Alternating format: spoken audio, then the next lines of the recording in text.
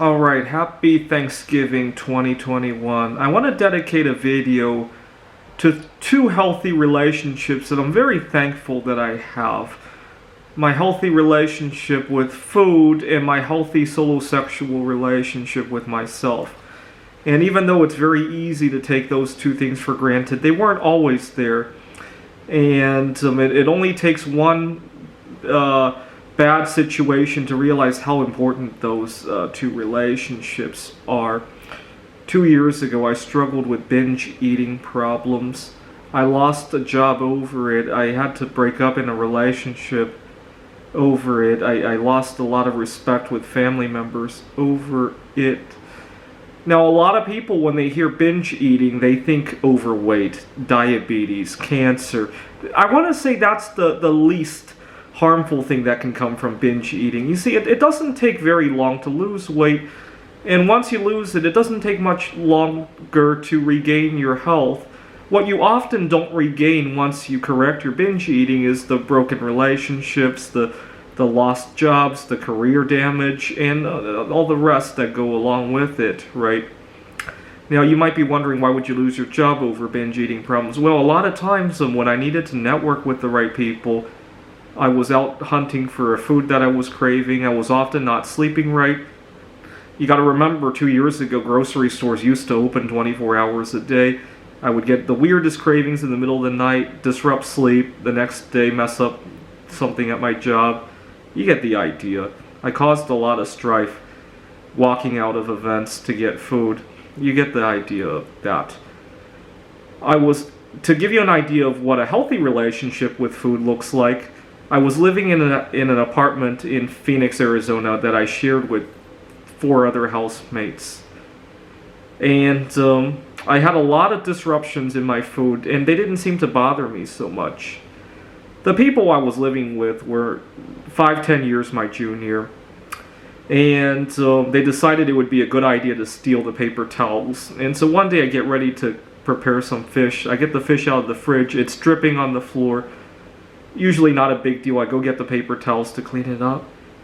They took the paper towels! And now I can't cook my fish. I gotta go out to get some more paper towels. I come back, and the sink is just piled high with dishes.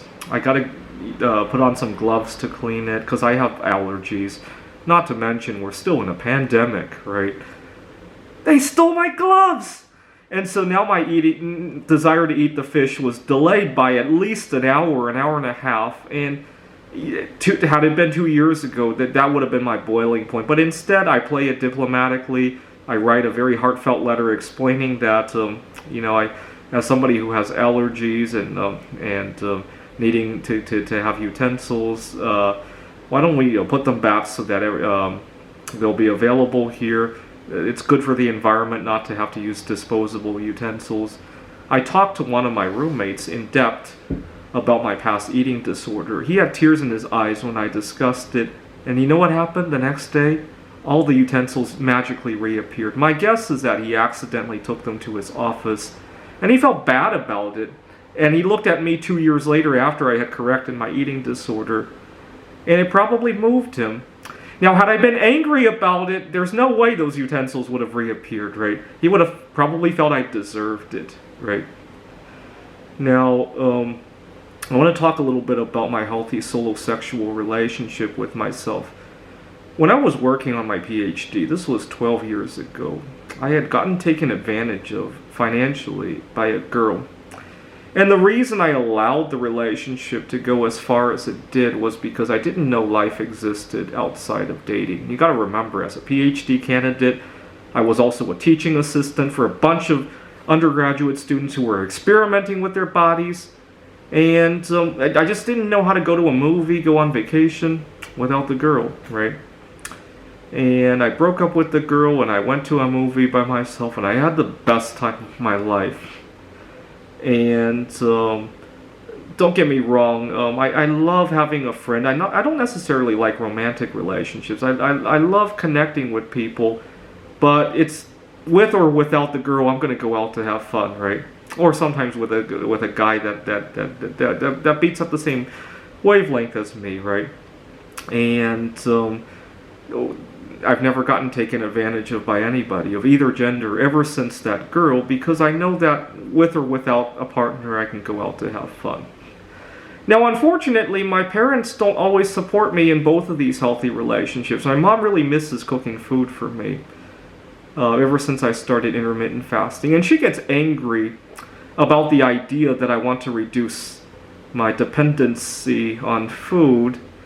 And what she doesn't realize is that part of the reason I've been doing so well in my career despite the pandemic is that I'm having more control over my food desires, right? They're not constantly intruding me.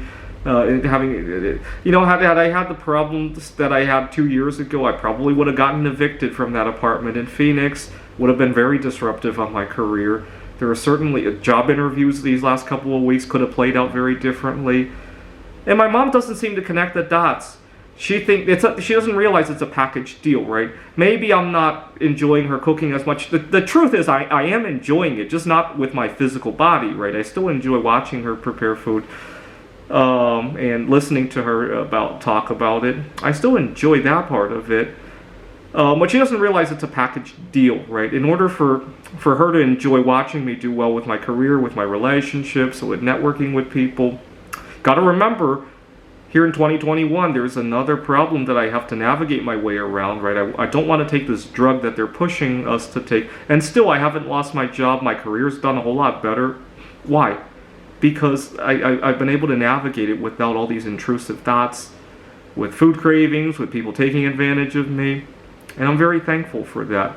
And it's very easy to forget the importance of all that until you run into a barrier, right?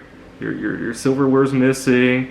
You don't know who to go to the movies to. I have a funny story about the solo sexual dates. 2019, I was getting ready to go see Toy Story 4, and I realized I haven't seen Toy Story 3 yet. Why not? And then I remembered I didn't go to see Toy Story 3 because I didn't have a girl to take to the movies. I'd just broken up with my girlfriend. Now, the funny thing is that to see Toy Story 4, I had to hide out from my girlfriend. I had a girlfriend who was a little bit controlling, and she got very jealous if I went out without her, and I had to find time away from her to go see Toy Story 4. That's how much things have changed in 9 years. All right, be thankful. Thanks for watching.